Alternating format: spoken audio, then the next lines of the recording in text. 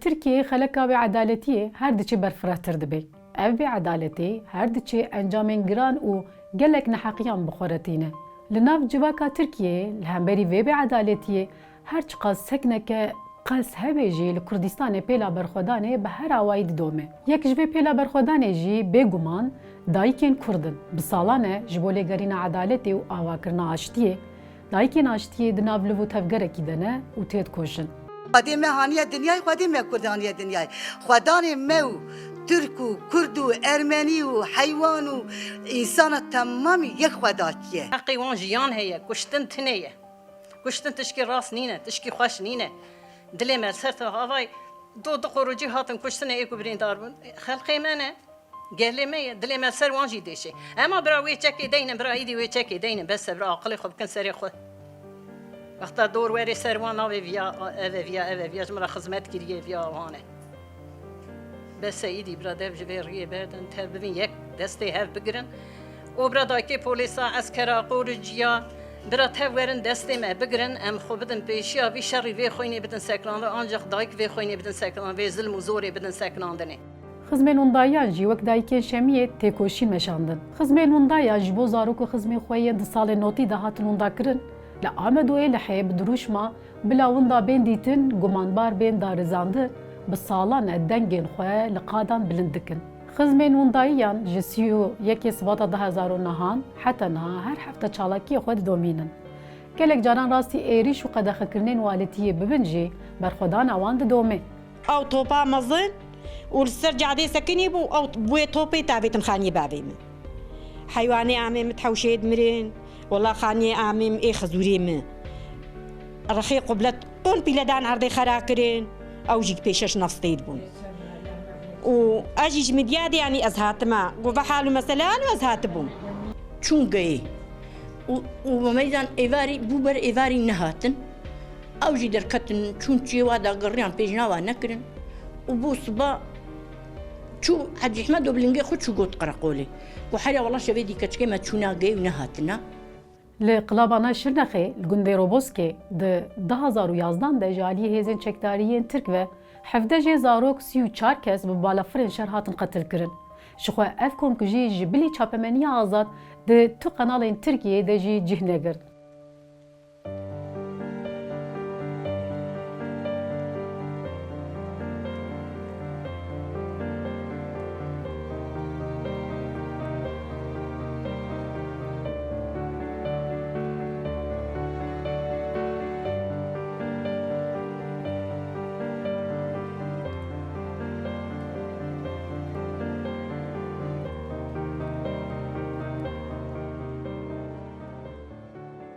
Endamê vê lijneyê tevî ku gotin dîmen pir zelalin li ber çavan hatin qetilkirin jî serfermandariya giştê di heftê çileya 2013 de îdia kir ku endamên tesekê peyûra xwe bi cih anîne û biryara neşopandinê dan. Hewildana ji bo Roboskê edalet jî her hefte di 28 mehê de li İHEDeya Ankara'yê daxuyaniya çapemeniyê didê û 120 mehin edaletê dixwazin.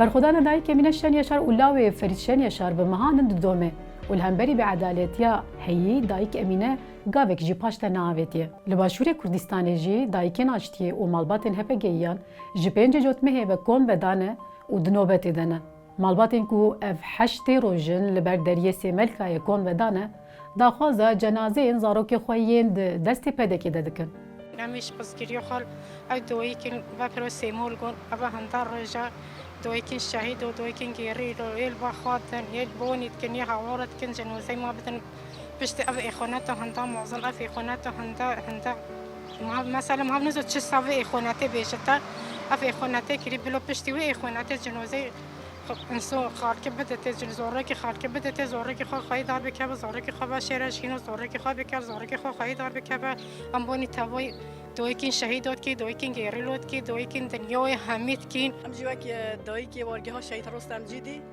او دویکن می روشاوا و چند هفته بر دریای سیمالگا چاده و گرتین چاراکی دیکن جبونا زاروگن خوی دست قدر پیغ شهید کتین و چند را جنازه و تسلیمی وانا که اب دست قریج و غاینتی و ببختی ام شرمزاده کی بله بینرین هجا هری داوی جی مالباتین گرتیان به پیشنگیا جنو دایکان لبارویا آمد وانه دست بنوبت عدالت کرن ام زاویه خوب ام درمان بکن برا ام ببنا خوشا برا ام وان حمیز بکن یکد تیاجی وان جزای وان قضا ایفازی وان شوتین وان برنادن يعني بس تبي حتى ضايق كده روي هذا ولا حتى ضم خويني جاني متى هذا مدورة جزارجي خبين زارجي مرجع بشرف كنا رجع برومات كنا تشوش كزارجي ما تشكينا كنا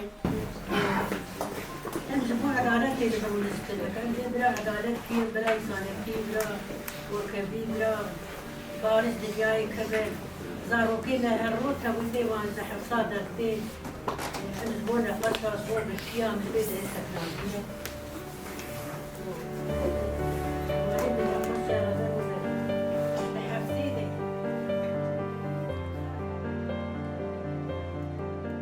دایک ji bo edaleta ku darazê ji bîr kirî ango serguhê xwe ve avêtê li ber xwe didin û bi berxwedana xwe dixwazin carekî din tovê edaletê biraşînin. Di çîroka her dayîk û malbatekê de li aliyekî zilm û zordariya ku dewletê li ser zarokê wan kirî heye, li aliyê din jî xeta tekoşîneke ku bê navber berdewam kiriye heye. Îro gel malbat û dayîkên Kurd û kesên ku bêedaletiyê re bi salanin rû bi rû dimînin êdî ji bo edaletê berê xwe nadin qesrên edaletê. Didin kolanan, bang li hemû sazî, siyasetmedar, aktivîst û hêzên navneteweyî dikin. Dîrok ev yek tim qeyd kiriye ku li cihê zilma serdestiyê heyî, berxwedan jî di asta herî jor de bilind dibe.